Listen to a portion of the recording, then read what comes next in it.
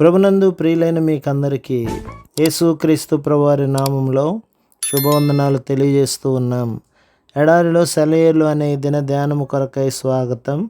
July 30. గిన్నెడు చన్నీళ్లు మాత్రము. మత్తయి సువార్త 10వ అధ్యాయం 42వ వచనం. ఈ ప్రపంచంలో మనం బతికేది ఒక్కసారే.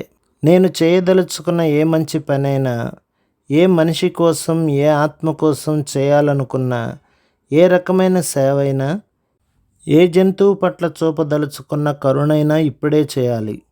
దాన్ని నిర్లక్ష్యం చేయకూడదు, వాయిదా వేయకూడదు. ఎందుకంటే ఈ దారి వెంట మళ్ళీ రాము కదా. నువ్వేం చేశావన్నది కాదు, చేయకుండా విడిచిపెట్టిందేమిటి. నీ జీవన మలిసంధ్యలో నాలో మంట పెట్టి మదన పెడుతున్నదేది?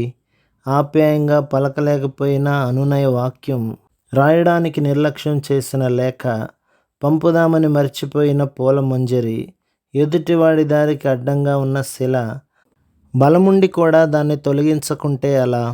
హృదయ వేదనలో ఉన్నవాడికి ఓదార్పుగా ఒక్క మాట చెప్పలేదు. ఆప్యాయత, ఆత్మీయత, ఓ శీతల స్పర్శ చేతనయుండి కూడా తీరిక లేదు. చిన్న చిన్న పనులు చేయడం మానేశావు. జీవితకాలం స్వల్పమే, కష్టాలు కన్నీళ్లు అధికమే. నీలో నుంచి జాలి కదిలి రానంటోంది. కాలం తరలిపోతుంది. నువ్వేం చేశావన్నది కాదు, చేయకుండా విడిచిపెట్టిందేమిటి. నీ జీవన మలిసంధ్యలో మనసులో మంట పెట్టి మదన పెడుతున్నది ఇదే. ప్రభు మిమ్మును, మీ కుటుంబమును, మీ సంఘమును దీవించి ఆశీర్వదించునుగాక. ఆమేన్.